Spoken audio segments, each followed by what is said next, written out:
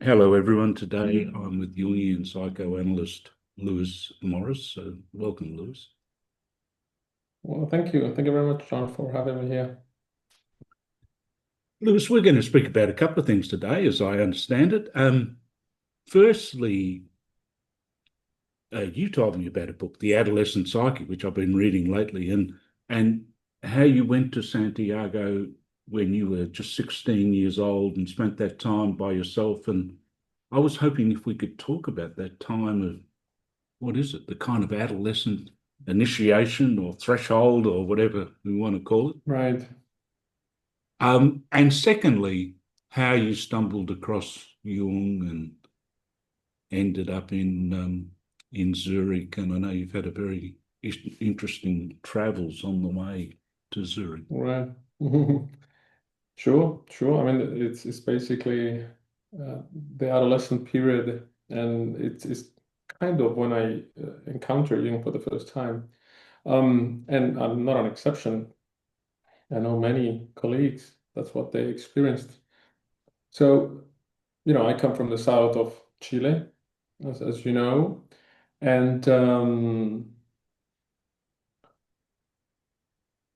I was a a pretty normal kid that was lucky enough to have somehow gotten into the sport of tennis. Like I was mentioning to you before we started recording, I by no means I should have been a tennis player because I don't come from a rich family, far from that. And tennis in Chile, like in many other countries, it's a very elite type of thing. People with money play tennis, but it wasn't the case for me. But somehow I got into the tennis world, and I was actually good at it. I became quickly the best one or one of the best in my region. And up until the age of, say, 16, really, before I left, my world was basically tennis and Boy Scout.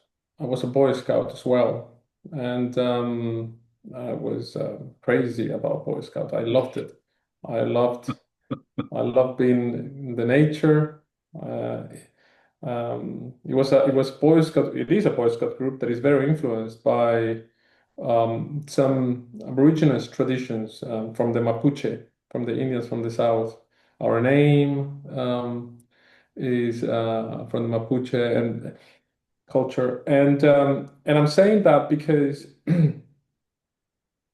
that was my world, really. My world was tennis and Boy Scouts. And in school, studying and all that, I went to a Catholic school, so it was heavily religious. But if you ask any of the people from Concepcion, where I come from, how I was as a student, they would say, he wasn't bad, a bad student. He was the worst. Because I Oh, was, I, really? I was. I Yeah. didn't care about studying. I couldn't care about any of that. I couldn't. It wasn't my thing. And Mm. I mentioned that because that's relevant to what happened to me afterwards in adolescence. And I wasn't interested in religion at all, even though I went to a Catholic school. I never could understand this whole why we are looking at this white, blue-eyed, person on a cross. I couldn't relate to him. I couldn't relate to his teachings. I couldn't relate to any of that. It was very difficult for me. Mm. And um, and then when I was 16, I became one of the best in the country playing tournaments, and I was offered to go to Santiago. Which back then it was, a big deal because where I come from, nobody leaves home, everyone stays, and a lot of my friends still are in Concepcion. Did you have So, family at all, in extended family no, in Santiago? No. no, Yeah. no, no, no, no. Mm. So I had to leave basically. I mean, if I wanted to accept this scholarship from the federation, they were giving me a scholarship to go, and try to become a professional tennis player. That was the whole point. Yeah. And that's kind of this, that happens in many other countries. I would assume that in Australia that's the case, and certainly in Switzerland and France, and federations that are big, that have money. Back then, the Chilean Federation had money.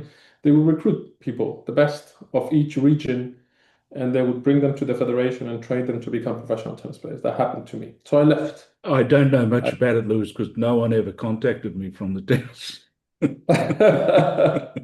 Well, federation, but still, it yeah. sounds correct what you're saying. Mm. And so I decided to go. I don't remember deciding really very, very much. I do remember kind of my mother. She's a very ambitious person. My mother kind of deciding for me, I think, and I follow along. I was a very I was a childish adolescent, I think. My world was playing and Boy Scouts, and all that changed when I found myself in Santiago alone. So I was in a sort of a boarding school. I was training 6 hours a day, studying probably 4 hours a day. Very, all of a sudden it became very disciplined. All of a sudden it became a very disciplined world. And I suppose that it was a mix of being alone and and um, It's a and departure. being It's a very big departure, isn't it? it was a Like huge departure. I Mm. remember Joseph Campbell saying the adventure, at the beginning of the hero's journey or whatever, the adventure begins with the departure. So it's kind of like that's a huge departure. Oh yeah, oh yeah, oh yeah. Concepcion from Santiago, it's about, I don't know exactly how much, 500, 600 kilometers, which is not a lot. But back then, I'm talking about 30 years ago, basically, Yeah, it it was a was a bit. lot. Yeah. There were no phones, no cell phones as they are now. Mm, You had to take the train, but it wasn't cheap. Flying, no, impossible. Forget about it. Way too expensive. mm, So I would go back home, but I wouldn't go back home regularly. So it mm. was a big thing. And it was a terrible thing to leave my family, my sisters, my mom, my friends. It was a very painful experience. And so then I found myself with new friends, but basically alone. And that's where I could talk to you about my experience then. Yeah.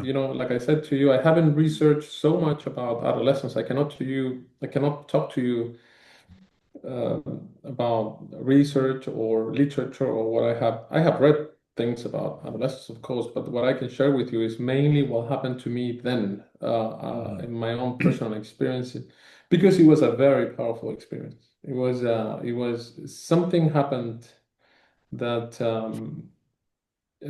something happened to me that which I think happened to a lot of people, which is the only way to understand it now. It was the emergence of something within me, an emergence of something that came from within that I started drawing. I remember I was drawing a sun. Often I was drawing a sun that pulled me in different directions. And two things became very, very important to me. On the one hand, for the first time in my life, I felt a enormous cultural and intellectual necessity. I needed to read. All of a sudden, what I never did before, what I didn't care about, which was books, Mm. now they became my best friend. Yeah. And I was very much into study. I needed to study literature. I needed to study religion, philosophy. I was pulled into that. I was very much pulled into reading. I needed to learn. I needed to understand things. That was it. And on the other hand, there was another very important necessity every day. I needed to, after training, after everything was done, I needed to go and take walks on my own and a spiritual, that's what it was, a spiritual um, world appeared within me and also outside of me. And I became passionate about religions. Santiago is a big city, and it is now, but back then it was a big city, and it was a big city for me, who I was, a little town boy. Excuse me. And during the weekends, if I didn't have any tournaments, I would spend all my time in the mosque or in a church or in the Buddhist temple. I needed to go to these religious places. So there were these two things that happened to me. On the one hand, I started reading, I started writing as well. And on the other hand, there was something within me that I started that pushed me towards spirituality, towards towards going within, writing what I was feeling, writing what I was experiencing.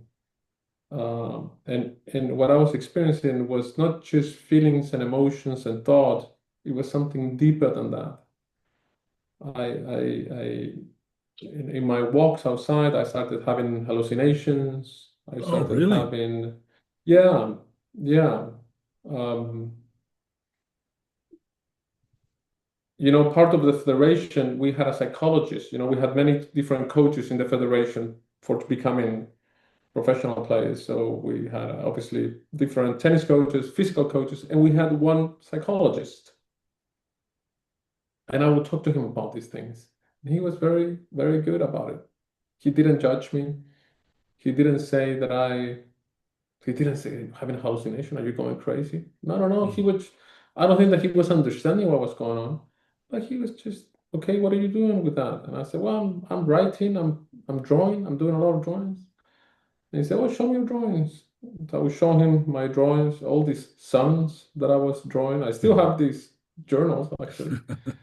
And he was just kind of cool about it, He was okay, yeah, He well, just be he was careful when you're going a good outside. psychologist. He was a good psychologist, Yeah. and very understanding, and I didn't feel judged. I remember all the tennis coaches and some of my tennis friends would make fun of me because they, the day was over and they would say, okay, here is Luis, he's gonna go away and start meditating and all that. So it was, they would make fun of me. I didn't care really. But so yeah, my life completely changed. I think that you were mentioning about life and death. I think that for me, adolescence is a very, very clear moment in which something in me died. Uh, The child. the child, all that stays with me still. Yeah. My Yeah. love for nature, my love for tennis, and all that still.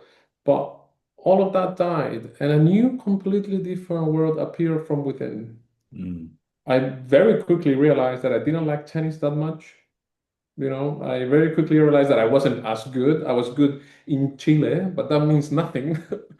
If you want to become a professional tennis player, that really is nothing.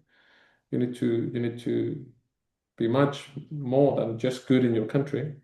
Um, and I realized that I needed to dedicate my life to something else, something that was definitely calling me from within. That was Mm. very clear. That was very clear. Um, And did you know what that was at the time? oh, I have no idea. No, no, no, no. I had no idea. I also fell in love for the first time in my life. It was a big, confusing time. it was a big, my family got worried all of a sudden. I got in, yeah, it was a confusing time. One thing was clear, and what was clear is that I needed to do something with what was going on within me.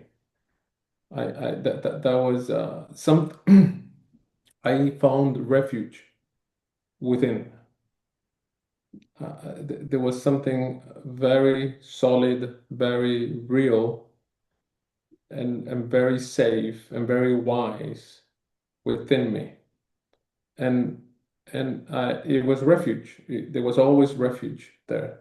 So that became, until today, Mm, a very solid, safe place to be. mm. Uh, and back then I called it a son. It was my son. Yeah, my not son, but my the son. It was so yeah. That's You know, one thing, there's a guy who came out with a book, I think it was Joseph L. Henderson, Thresholds of Initiation or whatever. And I remember he had this idea of like in initiation, there was two. One was like if you think of a tribal situation or whatever, an indigenous right. tribal situation, the the kind of feat of or the test of courage kind of initiation is one. But then the other is the right of vision, like but as you were talking, I was thinking of that right of vision that's something that's awakening or emerging or wanting to, so strongly. Yeah, I think that is the first very clear um, or the first time that we can clearly touch, as it were, touch, the self, what Jung called the self. That's what I think. I think that we get a very, it's not just a glimpse. We can clearly see that something within us is moving us, is moving us strongly. At midlife, it comes again, and it comes A to different way, get you. slightly. Yeah. But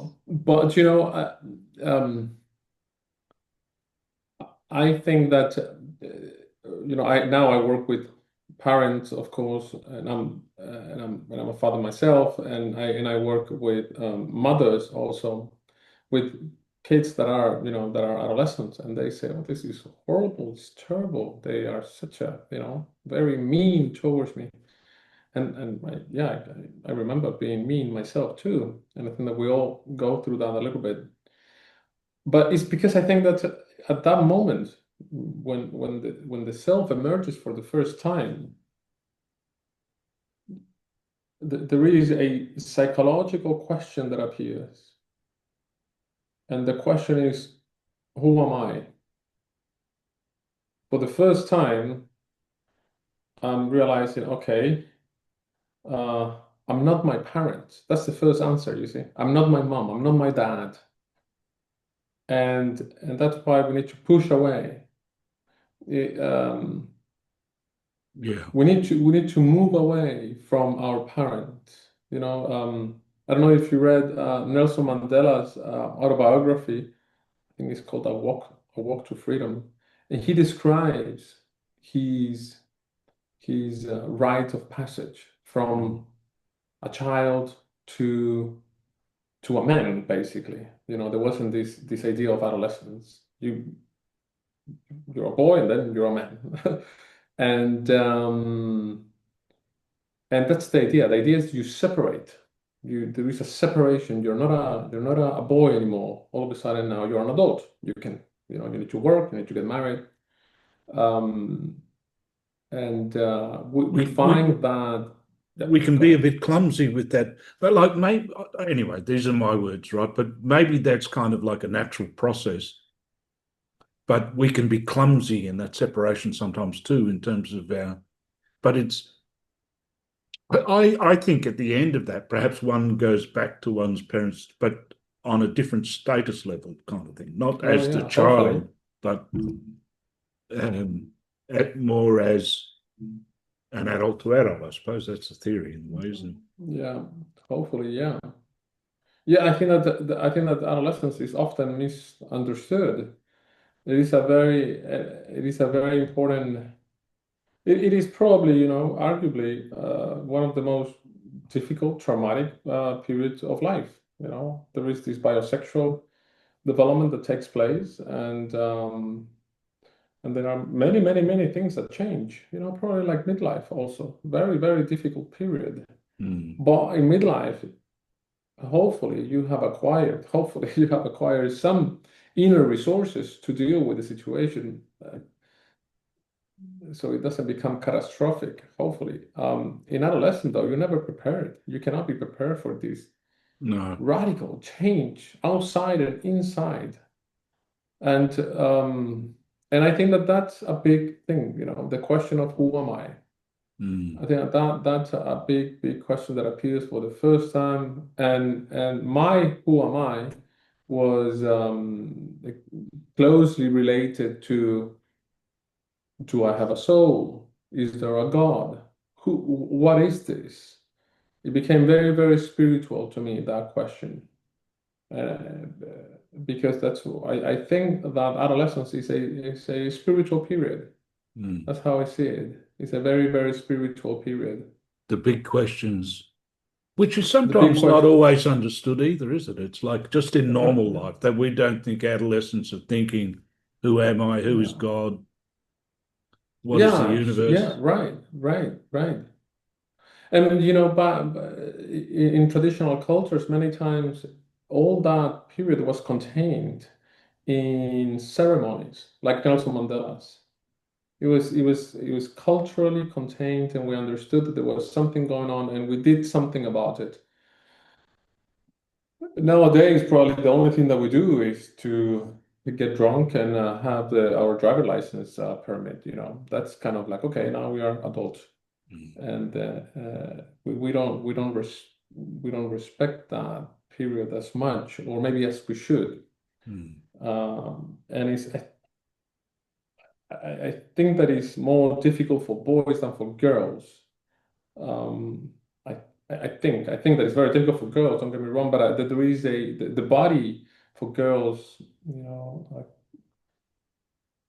explicitly tell you, okay, now you're you're not a girl anymore. Mm. Let's say now you're really changing and something is happening. Mm. For boys, that is not the case necessarily. And I think that in part that's why there were so many different rite of passages in traditional cultures for Mm. men. Also because these are mainly patriarchal cultures, probably.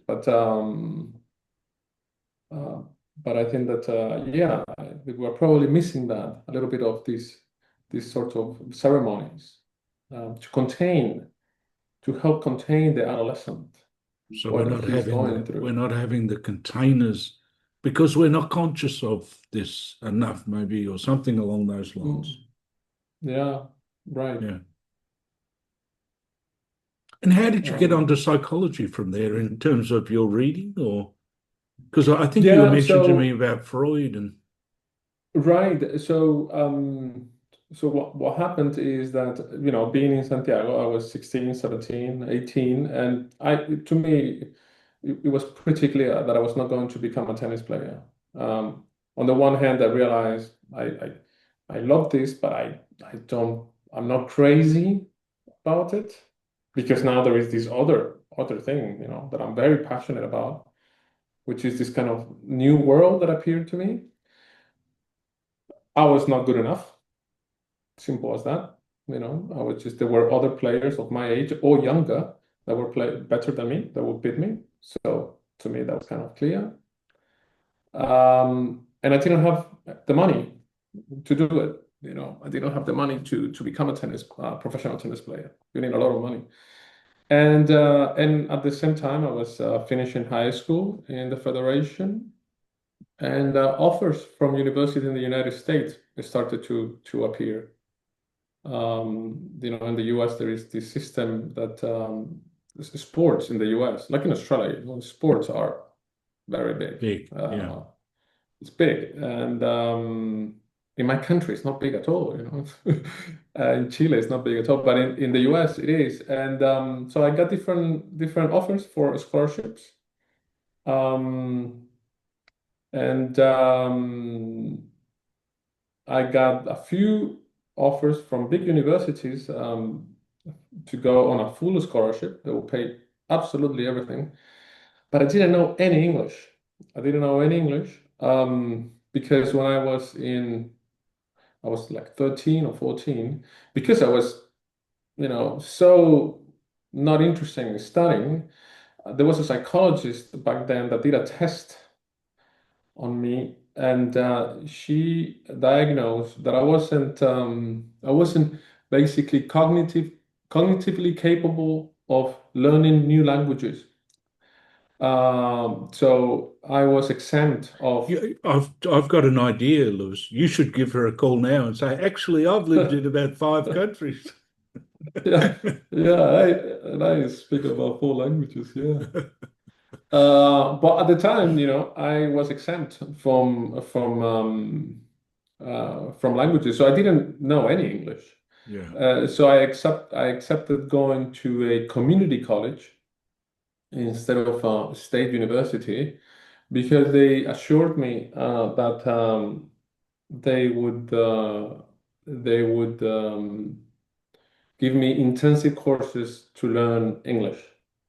So I went to Laredo Community College, which is in the south border of Texas. And there is a lot of kids that come from Mexico to that. I mean, or first generation kids, So I wasn't the only one not speaking good English. So Still, it was another jump into the unknown, though, for a young person, wasn't it? It was like another oh, um, absolutely. departure. Uh, Oh, absolutely, absolutely. That was now I mention it quickly and I mention it very lightly, but at the time hmm, I was not only scared, I was very scared because I thought I'm going to fail. I'm not going to be able to study because I've never studied before, basically. I was very hmm, afraid of that, but also the separation from my family and from my hmm, country. hmm. Nowadays, we travel, we go there, we go here, and there are cell phones, Yeah. and we can. Back then, it was not at all the case. So I was, and I'm a very, I'm a feeling type. I'm a very feeling person. So I was very attached to my family. Well, still I'm attached, but in a different way. I was very sentimental back then, so I suffered, tremendously from that Hmm, separation. hmm. I was very excited on the one hand, but it was another death. A dual, you know, a dual thing. There was Yeah, excitement and suffering going on at the same time. yeah, yeah, yeah. So exactly, that's how it was.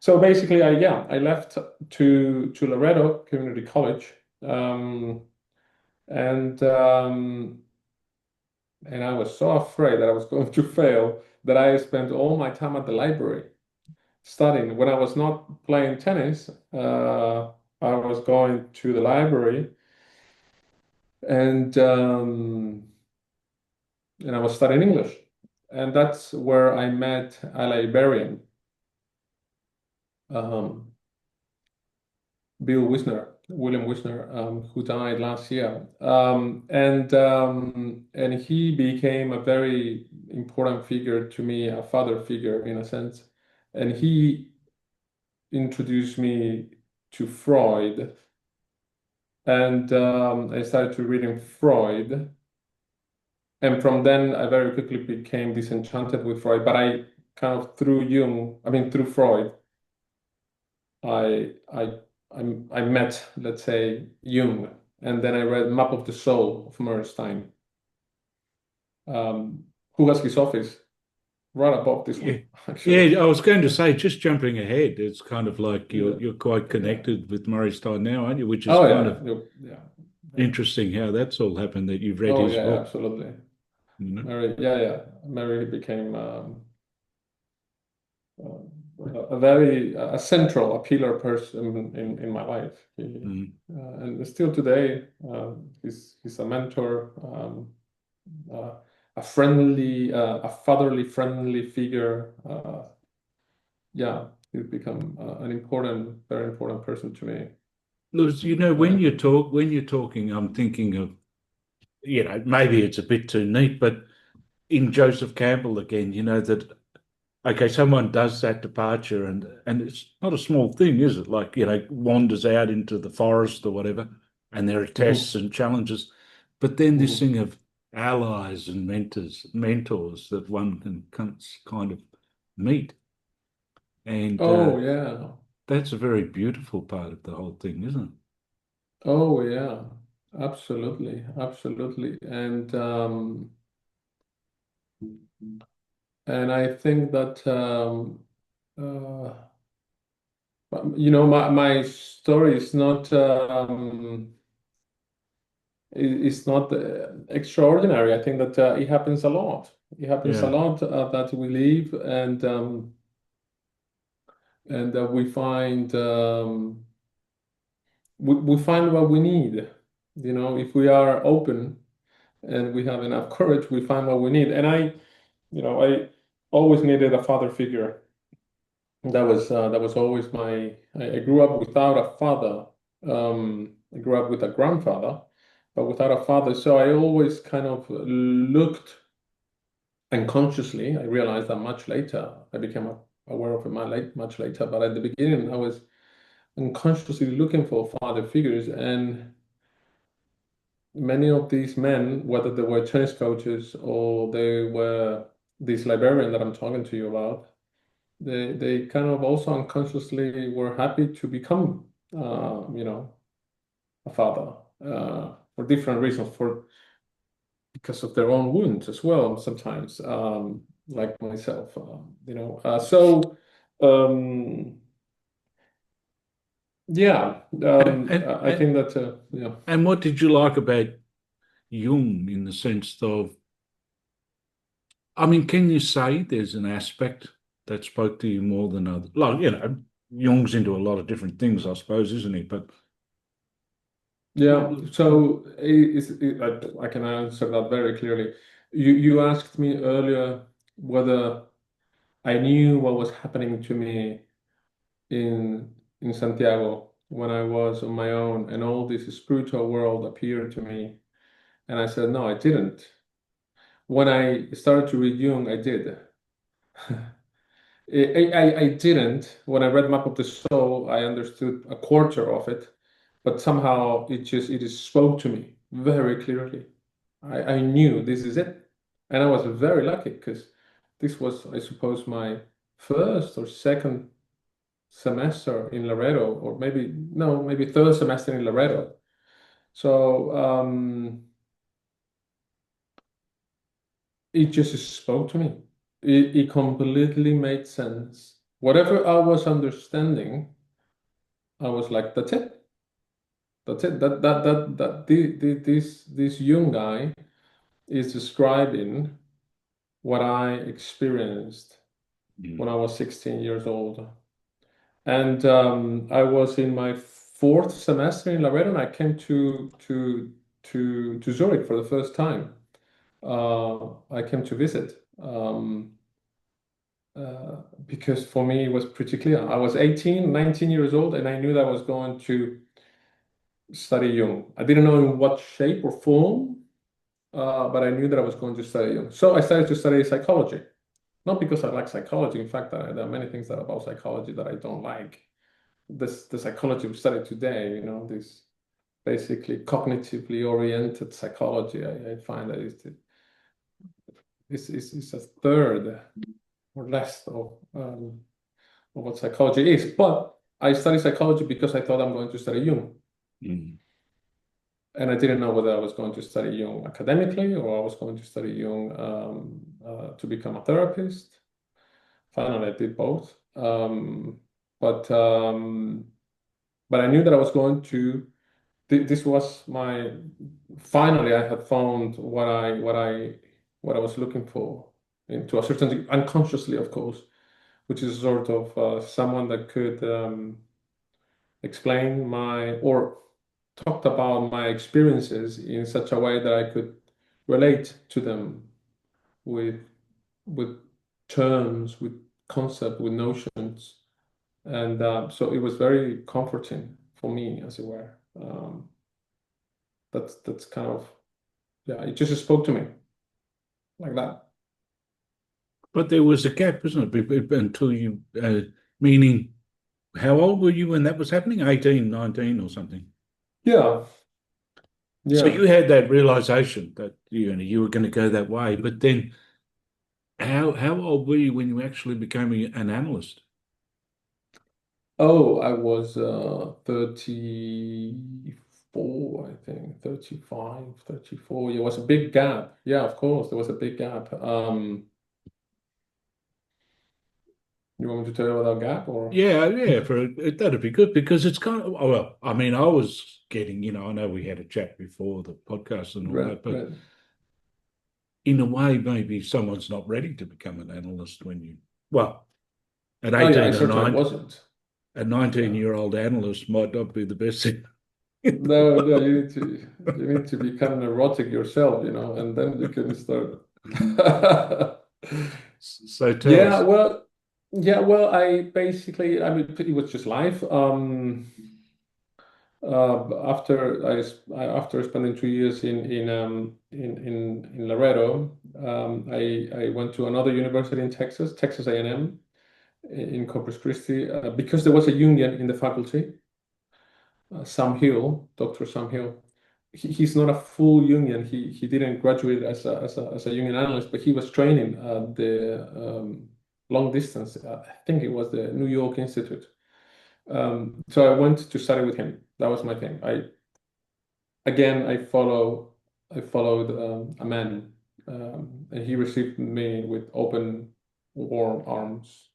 He was wonderful. Um, and and I played there. I finished my bachelor's, and then I finished my master's degree in psychology. Um, and then I needed to escape from Texas. I was fed up. I couldn't handle it anymore. George W. Bush had been re-elected, and that night is when he was re-elected. I knew, okay, I'm out of here, and I wanted to go as far as possible. And by the time it was clear to me that I was not going back to Chile. I wanted to discover, I wanted to discover the world. So I was thinking about going to Asia. Yeah, I was thinking about going to Korea to study Taekwondo. And and I met at that time I met my who would become my first wife, and together we left to Nigeria. She found a job there at the French embassy. She's French, and I went alone. And when I was there, I volunteered for Doctors Without Borders, and I had the best time of my life. I learned more in these 7 months in Nigeria than I did in the 6 years in the US. It was just wonderful. I loved everything about it, everything.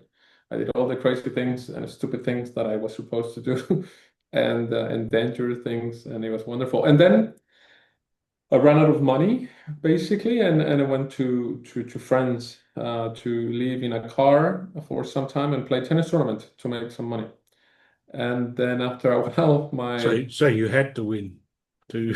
yeah, I had to win. I had no choice. I had no choice. I had to win to make some money. And then I was somehow hired by a little club in Chinon, in a beautiful town in the center of France. And then I was hired by the Tennis Academy Mogatoglu, which is a huge tennis academy. They had Serena Williams. They had all the big, I mean, a lot of big players. And that's where I worked from 2006, something like that, So, until so about who were 2000. some of the people you worked with? The big, like, do we know some of the people you worked with? So let me see. I traveled. I didn't work necessarily with her, but I traveled with Anastasia Pavluchenkova. I went to precisely Australia with her.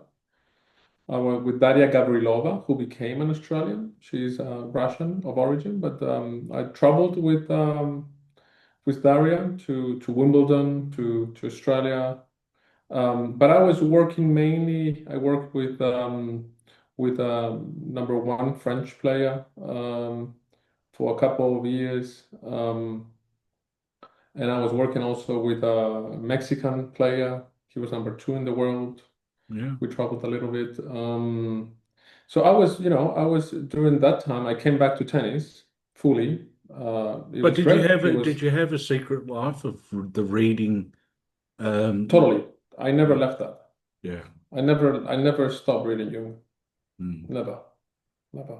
So you were I kind never of stopped. working your way through the library of uh, Yeah. Oh yeah. Oh yeah. And literature also.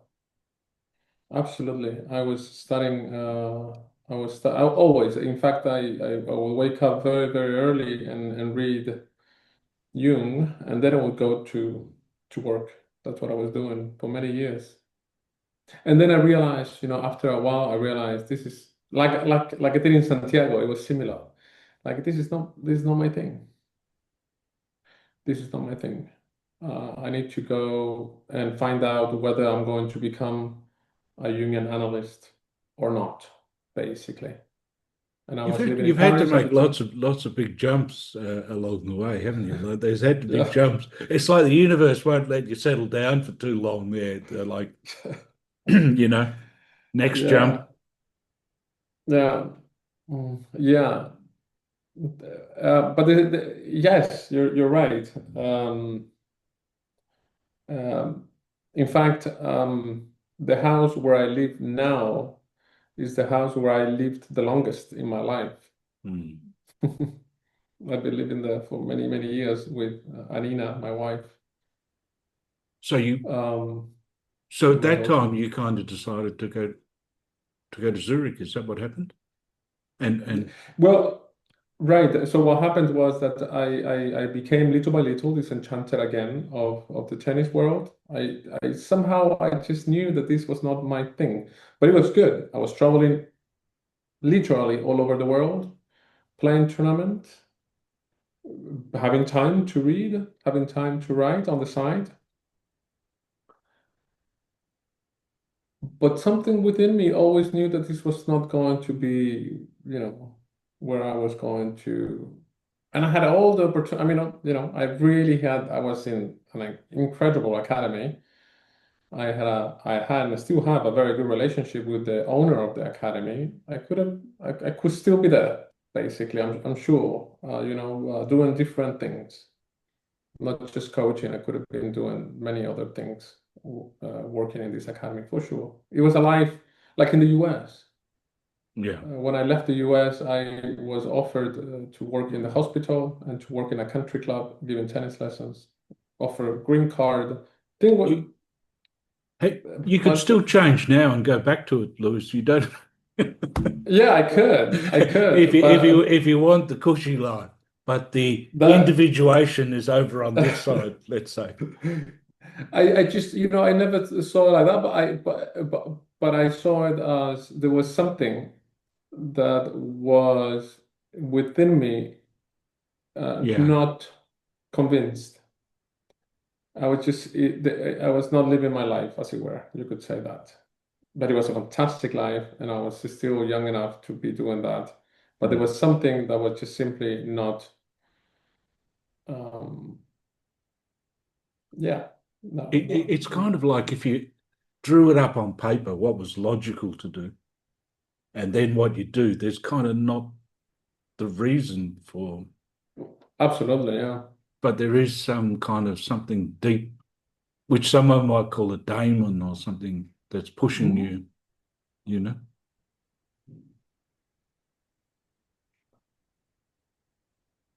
Yeah, yeah.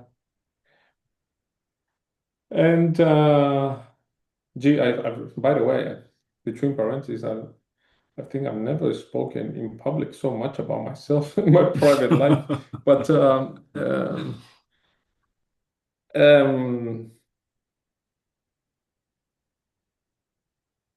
But this is a but I can pattern tell thing. you, I can tell you one last little story if you want about how I decided to come to Zurich. Um, because I was while I was in Paris working for this academy. Like I said, I was there for about 5 years. I had bought myself an apartment. I was married. I was totally immersed and loved my life in France. I spoke the language very, very good. It came to me very easy. And I still feel very much at home in France. I love the French culture. I love French wine. And so, everything was good. But except this thing inside. So, and I was reading Jung, and I was aware of the Jung Institute here, and I started, I don't remember exactly when, but I started kind of, okay, I'm going to start researching about what I can do in Zurich, and I started Googling, and I realized that there was, of course, the Jung Institute, but there was another institute, ISAP, and that's where Murray Stein was, and also Peter Ammon, who I was very interested in because he's a filmmaker and he was very interested in Africa. And of course, I was very interested in Africa. And I wrote to Peter, and he kindly responded to me. And I realized, okay, well, there is ISAP, and there is this weekend. I'm talking about 2010, probably something like that. And there is this weekend in which on Friday, Stein is speaking about the Red Book, and on Saturday, he continues speaking about the Red Book. And right after that, there is Peter speaking about the Bushman from Africa, and on Monday he's teaching again, or something like that. It was like a perfect weekend. I had my two men that I wanted to get in contact with, so I came. I took the train from Paris to um, from Paris to Zurich. It was back then. It was 4.5 hours. The train. I took the train, came here, came to ISAP, and I attended the lectures. And it was very good. I spoke to Mary, I spoke to Peter. They were very friendly. They were all inviting and everything. But from that weekend, I listened. Mary was teaching on the Red Book. And I came to ISAP and he started talking about the Red Book. I understand absolutely nothing what he's talking about. But at one point, I remember he's saying, and this is a sacrifice. And what Jung was going through this process was a big sacrifice. And, he was suffering a lot. And he was going inside, and, there was a lot of pain. And I was listening to that, I was thinking, shit, I don't know if I want that. I don't know if this is what I really want. Um, and and then he kept on going about it, the difficulties of Jung during this, midlife period. And then he kind of finishes with that. I was like, okay, well, I'm not really, this probably is not my thing, really. I have a comfortable life in Paris. Everything is pretty good. Why should I change it to come and suffer, you know? So, on Monday or Tuesday, I can't remember exactly, I go back to Paris and I get into the train and I say to myself, okay, now this is it, Luis. We have 4.5 hours. We've got the train. You need to make up your mind. Kind of stop with this thing about what to do. You need to sit down now and think and make a decision. And that's what I did. I took up my journal. I'm not a good thinker, you see, so I don't know how to think very straight. So if I need to think, I need to write. So I can follow a logic. If I'm only in my head, I go all over the place. So I needed to write. So I sit down and I start writing. Should I become a Jungian analyst? Should I not? Should I come to ISAP? Should I not? Should I maybe um, um, uh, study Jung academically, maybe do a PhD, kind of a little And bit you, more. but you Yeah. probably, I know I'm butting in for 1 second, but you probably had French wine over on this side somewhere too. Like, uh, this is the biggest obstacle. Right. Yeah, to a certain degree, yes.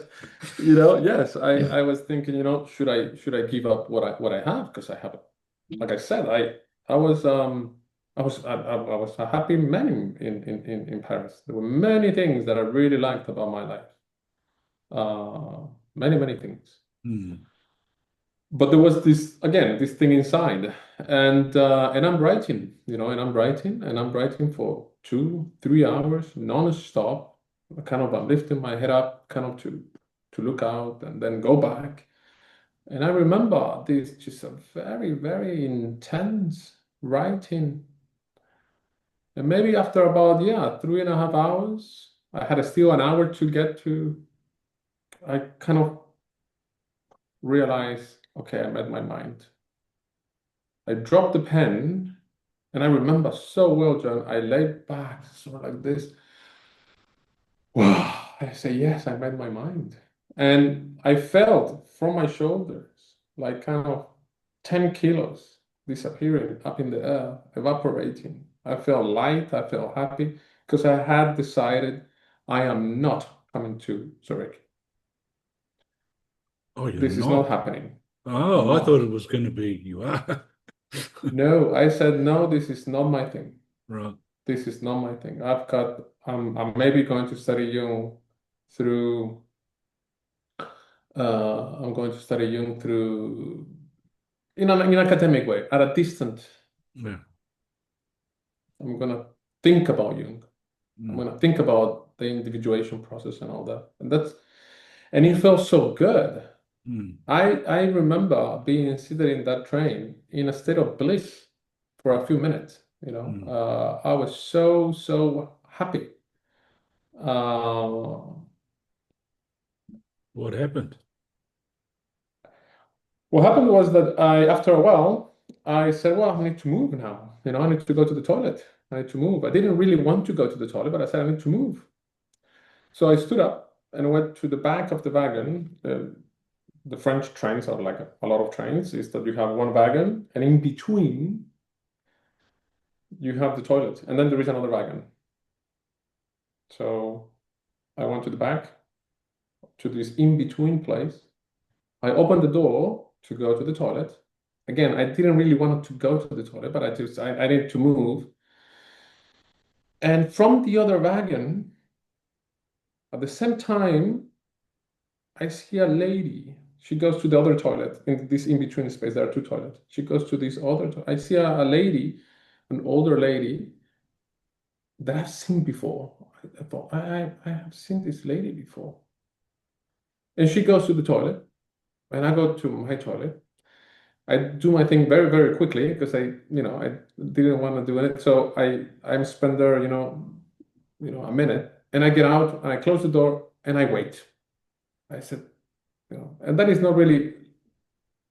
I don't approach people, usually. That's not my thing. Even if I kind of know them, I'm not a big kind of chit chat talker or anything like this. But I know I need to wait. And I wait for some time. She took a little bit longer. She gets out, and I said, in French, excuse me, I've seen you before. And she says nothing. She looks at me, and I said, oh, yes, I've been to your lecture. And she says nothing, and she says, venez avec moi, come with me. And I'm surprised, shocked. And she started walking to the very end of her wagon, and I follow her until the very end of the wagon. And at the very end of the wagon, there is a group of 10, 12 Jungian analysts from Paris that I kind of knew because I had been going to some of the lectures in Paris. And this lady that I had seen, she had taught about Jung and Beethoven in a course that I had attended that I had enjoyed very, very much.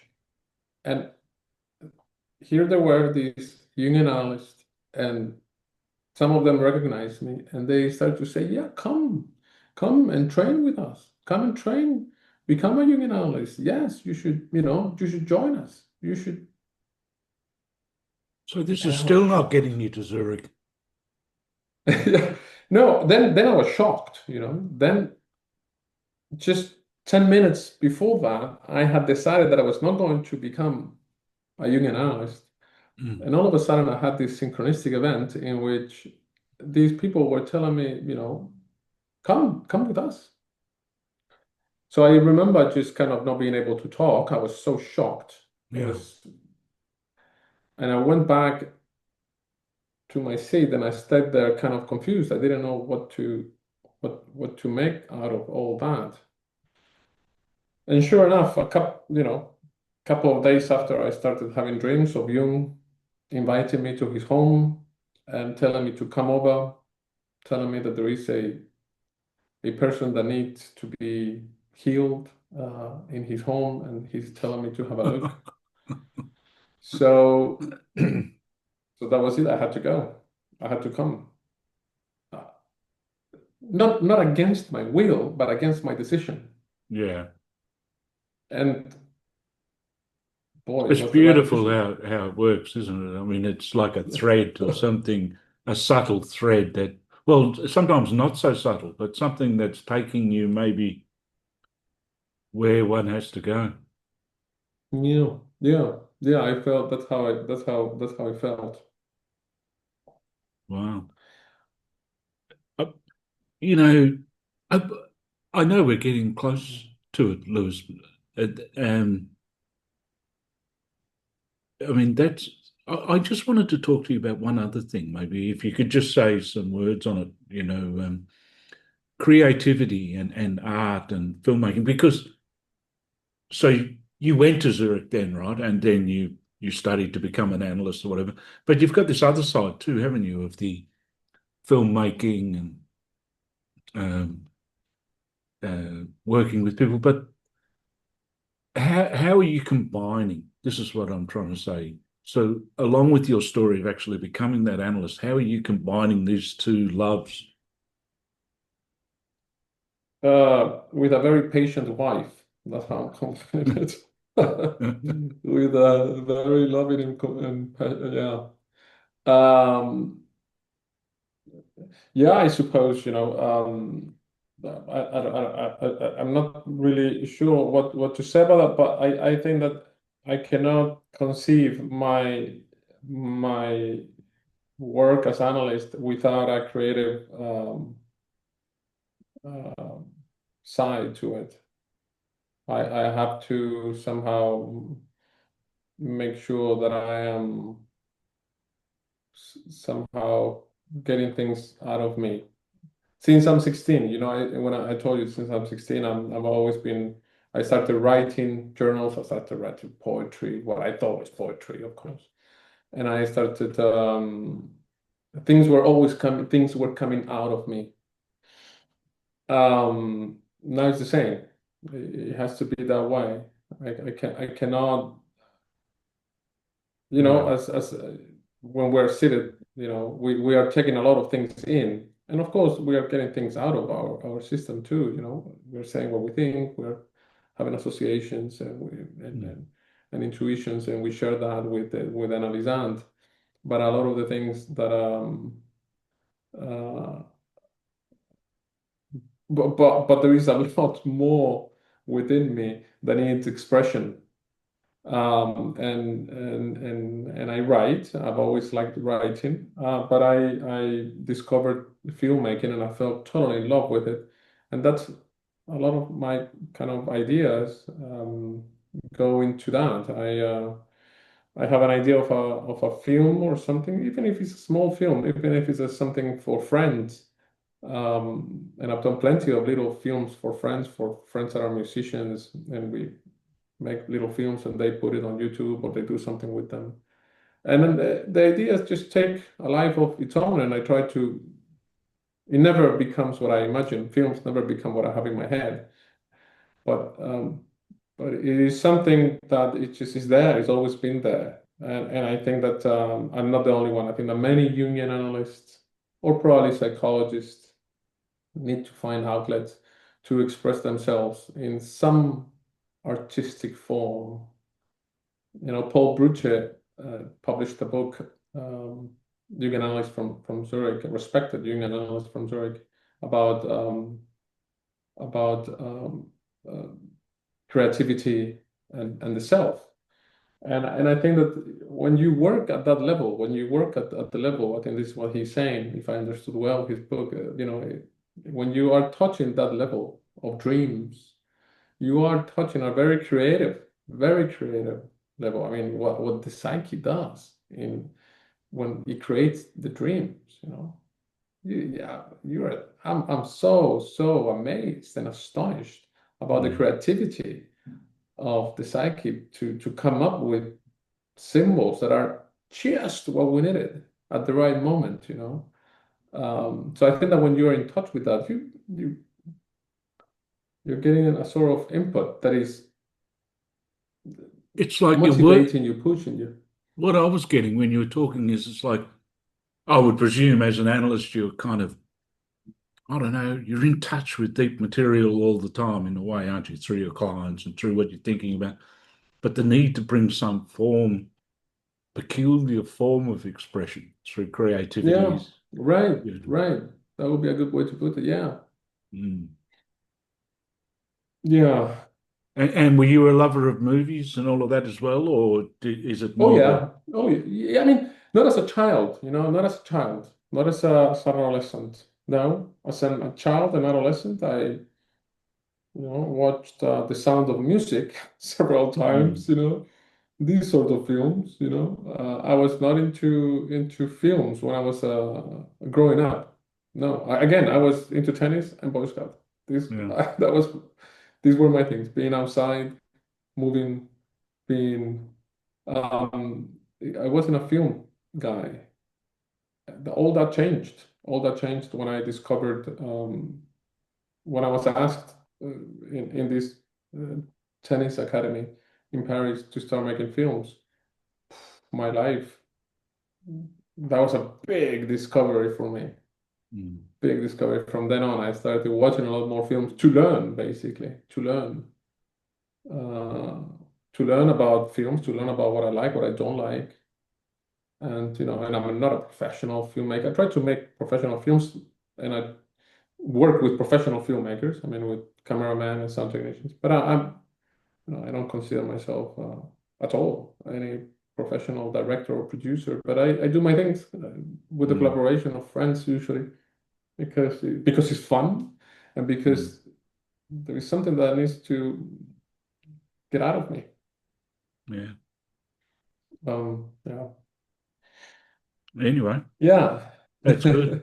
But thank you very much, Lewis. And you know what I get from your story is how, I don't know, it's like the need to grow, like how the kind of, I know I'm using woo-woo language, but the universe keeps on pushing or has pushed you along the way. So this pattern of, oh, if you got comfortable there, you still have to have got a bit of growing to go, or, more and more. And it's beautiful, it's No, no. for all of us, I suppose, or many of us. So thank you for sharing. Well, thank you. You asked me questions that I feel I don't feel too uncomfortable, but I do feel exposed. Like I said, I don't think I've ever spoken so much about myself. Usually, I spoke about something that I wrote or an idea. I can hide behind No, some concept. I understand that, and I understand that more maybe as an introverted person, but I think like that pattern is for so many people too. Like I think it was Jung who said if you go far enough into the personal, you get to the archetypal kind of thing. It's Mm, kind of like, mm, mm, you know, mm, mm. it's something that Yeah. the pattern is recognizable. Yeah. To a certain degree, I think, yeah, maybe for you that you're listening to me, that more than for me. Yeah. Anyway, thank you very much. No, thank you, John, for the invitation. I enjoyed very much talking to you and sharing this with you. I hope that Thanks. can be